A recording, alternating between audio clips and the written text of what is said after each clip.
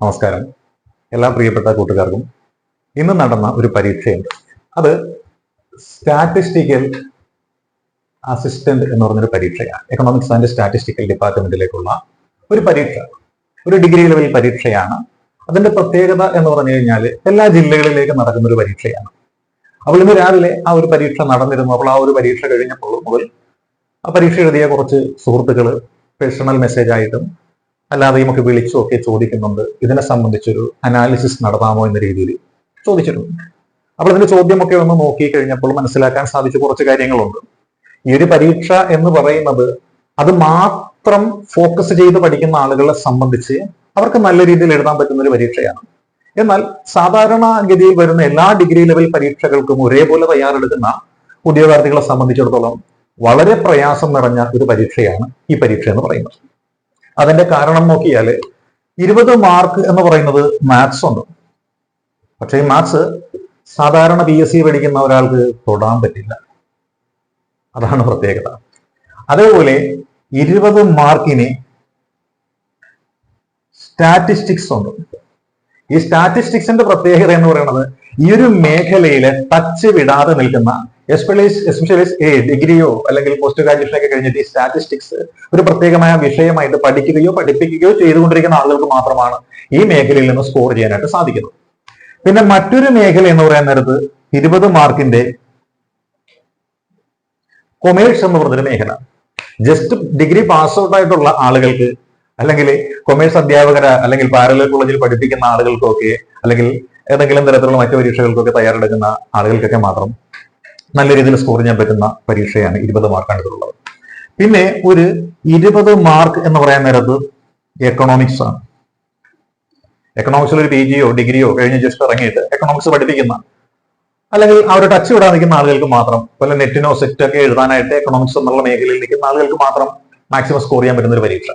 പിന്നെ സാധാരണ PSC പഠിക്കുന്ന ആളുകൾക്ക് സ്കോർ ചെയ്യാൻ പറ്റുന്ന ഒരു 20 മാർക്ക് കൂടി ഉണ്ട്. അതെന്ന് വെച്ചാൽ GK ആണ്.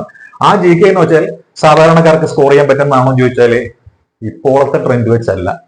സാധാരണ കേരള മേഖലയിൽ നിന്ന് നേരത്തെ ഒരുപാട് ചോദ്യങ്ങൾ ഉണ്ടാകുമായിരുന്നു. പക്ഷെ ഇപ്പൊ ചോദിച്ച കാര്യങ്ങൾ എന്ന് വെച്ചാൽ ഏകദേശം ഒരു 15ഓളം ചോദ്യങ്ങൾ കേരള നവോത്ഥാന നായകന്മാരുമായി ബന്ധപ്പെട്ട ചോദ്യങ്ങൾ, പിന്നെ കുറച്ച് ഭരണഘടനാ സംബന്ധമായിട്ടും കറണ്ട് അഫെയറുമായിട്ടുള്ള കാര്യങ്ങളുമായിരുന്നു.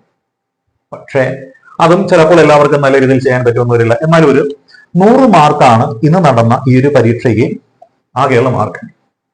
ഈ ഒരു പരീക്ഷയുടെ രീതി ഇതായത് കൊണ്ട് തന്നെ ഒരുപാട് ആളുകൾ അപേക്ഷിക്കാറുണ്ട്. നമുക്ക് എല്ലാ ജില്ലകളിൽ നിന്നും ഇവരെ ലഭിച്ചിട്ടില്ല. കിട്ടിയ ജില്ലകളിൽ വിവരം വെച്ചിട്ട് നമ്മൾ അനാലിസിസ് നടത്തുകയാണ്.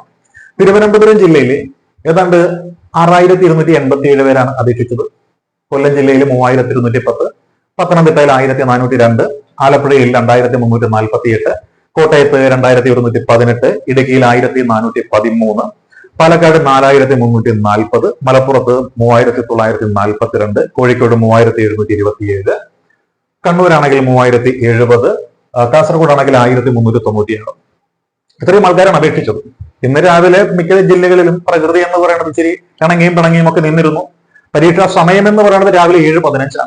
അപ്പൊ രാവിലെ 7:15 പരീക്ഷാ ഹാളിൽ എത്തണമെന്നുണ്ടെങ്കിൽ പലരും വീട്ടിൽ നിന്ന് 1 മണിക്കൂർ നേരത്തെങ്കിലും ഇറങ്ങണം. അവർ രാവിലെ എഴുന്നേക്കണം. അങ്ങനെയുള്ള മടി കാരണം പരീക്ഷാ ഹാളിൽ പലയിടത്തും ഹാജർ നില എന്ന് പറയുന്നത് ഒരു 50% ഉണ്ടായിരുന്നുള്ളൂ. എന്ന് വെച്ചാൽ പകുതിയോളം ആളുകൾ മാത്രമേ പരീക്ഷ എഴുതാനായിട്ട് ഉണ്ടായിരുന്നുള്ളൂ എന്നുള്ളതാണ് വസ്തുത എന്ന് പറയുന്നത്. അപ്പോൾ കഴിഞ്ഞ തവണ ഈ ഒരു പരീക്ഷ നടന്നപ്പോൾ എല്ലാ ജില്ലകളിലും വന്ന റാങ്ക് ലിസ്റ്റ് നമ്മൾ നോക്കിക്കഴിഞ്ഞാൽ 100 പേർക്ക് മുകളിൽ മെയിൻ ലിസ്റ്റിൽ വന്നൊരു ജില്ല എന്ന് പറയുന്നത് പാലക്കാട് ജില്ല മാത്രമേ ഉള്ളൂ. ബാക്കിയുള്ള ജില്ലകളിലെല്ലാം 100-ൽ താഴെയുള്ള റാങ്ക് ലിസ്റ്റുകളാണ് വന്നത്. 50-നും 100-നും ഇടയിൽ നിൽക്കുന്ന റാങ്ക് ലിസ്റ്റ്, ചില ജില്ലകളിലാണെങ്കിൽ 30-നും 50-നും ഇടയിൽ നിൽക്കുന്ന റാങ്ക് ലിസ്റ്റും ഒക്കെയാണ് വന്നത്. കട്ട് ഓഫ് മാർക്ക് എന്ന് വെച്ച് കഴിഞ്ഞാൽ എത്രയാണ്? ഒരു ജില്ലയിലും നോക്കിക്കേ ഒരു 30 മാർക്കിന് മുകളിൽ അധികം പോയിട്ടില്ല അല്ലെ, എക്സെപ്റ്റ് കൊല്ലം ജില്ല. കൊല്ലം ജില്ലയിലാണ് 30.33 എന്ന് പറഞ്ഞൊരു കട്ട് ഓഫ് മാർക്ക് വന്നിരിക്കുന്നത്. മറ്റു പല ജില്ലകളിലെല്ലാം 30-ൽ താഴെയാണ്. 20-ൽ താഴെ വന്നിരിക്കുന്ന ജില്ല എന്ന് പറയുന്നത് ഏതാണ്? ആലപ്പുഴയാണ്. 25-ന് മുകളിൽ വന്നിരിക്കുന്ന ജില്ല എന്ന് പറഞ്ഞു കഴിഞ്ഞാൽ ഏതൊക്കെയാണ്? കോട്ടയം വന്നിട്ടുണ്ട്, മലപ്പുറം വന്നിട്ടുണ്ട്, പിന്നെയോ കാസർഗോഡ് വന്നിട്ടുണ്ട്. ബാക്കിയുള്ള ജില്ലകളിലെല്ലാം 25-ൽ താഴെയാണ് കട്ട് ഓഫ് മാർക്ക് വന്നിരിക്കുന്നത്. എന്ന് വെച്ചാൽ ഈ ഒരു പരീക്ഷയ്ക്ക് അപേക്ഷിച്ചിരിക്കുന്ന ആളുകൾ പലരും ഈ മേഖലകൾ സ്കോർ ചെയ്യാറില്ല. എന്ന് വെച്ചാൽ കണക്ക് PSCയുടെ കണക്കല്ല, സ്റ്റാറ്റിസ്റ്റിക്സ് ചെയ്യാൻ പറ്റില്ല. പിന്നെയോ കൊമേഴ്സ് പഠിച്ചിട്ടുള്ളവർക്ക് മാത്രമേ ചെയ്യാൻ പറ്റുള്ളൂ. എക്കണോമിക്സും പഠിച്ചിട്ടുള്ള ആളുകൾക്ക് മാത്രമേ ചെയ്യാൻ പറ്റുള്ളൂ. അപ്പൊ എക്കണോമിക്സും കൊമേഴ്സും പഠിച്ചിട്ടുള്ള ആളുകൾക്കാണെന്നുണ്ടെങ്കിൽ ഏകദേശം ഒരു 60% കാര്യങ്ങൾ ചെയ്യാൻ പറ്റും. അതല്ല എന്നുണ്ടെങ്കിൽ 50% താഴെ ചോദ്യങ്ങൾ മാത്രമേ അറ്റൻഡ് ചെയ്യാൻ സാധിക്കുകയുള്ളൂ. ചിലപ്പോൾ അത് 40% ചോദ്യങ്ങളായിട്ട് മാറും. ഇതിന്റെ പ്രത്യേകത എന്ന് വെച്ചാൽ സാധാരണ PSC പരീക്ഷകളുടെ ഒരു രീതി വെച്ചിട്ട് ഈ സ്റ്റാറ്റിസ്റ്റിക്കൽ അസിസ്റ്റന്റ് പരീക്ഷയ്ക്ക് പോകുന്ന ആൾക്കാരാണെന്നുണ്ടെങ്കിൽ മിനിമം 50 ചെയ്തില്ലെങ്കിൽ എങ്ങനെയാണ് എന്ന് കരുതിയിട്ട് എന്ത് ചെയ്യുന്നു, അവര് അറിയാമെങ്കിലും അറിയാൻ പാടില്ലെങ്കിലും കേട്ടതാണെങ്കിലും കണ്ടതാണെങ്കിലും കയറിയിട്ട് 10-20 ചോദ്യങ്ങളെങ്കിലും ഒരു ചെയ്യും. കാര്യം 1.5 മണിക്കൂറാ പരീക്ഷ. അറിയാവുന്ന കാര്യങ്ങളും ഈ 20 മാർക്കിന്റെ GK മേഖല ആദ്യത്തെ 15 മിനിറ്റ് കൊണ്ട് തന്നെ തീരും. പിന്നെ ബാക്കി സമയം കിടക്കില്ല. കണക്കാണെങ്കിൽ തൊടാൻ പറ്റില്ല. സ്റ്റാറ്റിസ്റ്റിക്സിന്റെ മേഖലയാണെങ്കിൽ കണ്ടിട്ടും കേട്ടിട്ടും ഇല്ലാത്ത പദങ്ങളൊക്കെയാണ്. അപ്പൊ അതൊക്കെ കണ്ടു കഴിയാൻ നേരത്ത് ഏതായാലും കയ്യിൽ നിന്ന് പോയി എങ്കിൽ മാക്സിമം അങ്ങോട്ട് ചെയ്തേക്കാമെന്ന് കരുതി പലരും 60 അടുത്ത് അല്ലെങ്കിൽ 60-ന് മുകളിൽ ചെയ്യാൻ ചാൻസ് ഉണ്ട്. അങ്ങനെ ചെയ്തിട്ടുണ്ടെങ്കിൽ പലർക്കും നെഗറ്റീവ് വരാനും ചാൻസ് ഉണ്ട്. അങ്ങനെ വന്നതിന്റെ അടിസ്ഥാനത്തിലാണ് കഴിഞ്ഞ വർഷത്തെ പരീക്ഷകൾക്കെല്ലാം ഇത്രയും കട്ട് ഓഫ് മാർക്ക് കുറഞ്ഞിരിക്കുന്നത്. അതുകൊണ്ട് തന്നെ ഇത്തവണ നല്ല രീതിയിൽ തയ്യാറെടുത്ത് പോകുന്ന കുറച്ചുപേരെങ്കിലും ഉണ്ടാകും എന്നത് ഉറപ്പ് തന്നെയാണ്. അവർക്ക് അത്യാവശ്യം നല്ല മാർക്ക് കിട്ടാനും ചാൻസ് ഉണ്ട്. 40%-ന് മുകളിലൊക്കെ മാർക്ക് അവർക്ക് സ്കോർ ചെയ്യാനുള്ള സാധ്യതയൊക്കെ ഉണ്ട്. അപ്പോൾ ഇത്തവണത്തെ കട്ട് ഓഫ് നിലവാരമൊക്കെ എങ്ങനെയായിരിക്കുമെന്ന് ചോദിച്ചു കഴിഞ്ഞാൽ നമുക്ക് മനസ്സിലാക്കാൻ സാധിക്കുന്ന ഒരു രീതി എന്ന് വെച്ചാൽ ഏകദേശം ഒരു 25-ന് മുകളിലായിരിക്കും മിക്കവാറും എല്ലാ ജില്ലകളിലും കട്ട് ഓഫ് വരുന്നത്. ഏകദേശം ഒരു 32-നും ഇടയിലാവാനാണ് സാധ്യത. പല ജില്ലകളിലെയും കട്ട് ഓഫ് എന്ന് പറയുന്നത് ഒരു 25-നും 32 മാർക്കിനും ഇടയിലുള്ള ഒരു കട്ട് ഓഫ് മാർക്കായിരിക്കും വരാനുള്ള സാധ്യത. പ്രത്യേകിച്ച് ചില ജില്ലകളിൽ 32-ന് മുകളിലേക്ക് പോകാം. ബാക്കിയുള്ള ജില്ലകൾക്ക് ഒരു 32 മാർക്കിനും 25 മാർക്കിനും ഇടയിൽ നിൽക്കുവാനായിട്ട് സാധ്യത കാണുന്നു എന്നുള്ളതാണ് ബ്ലാസ്റ്റേഴ്സ് അക്കാഡമിയുടെ ഒരു നിഗമനം എന്ന് പറയുന്നത്.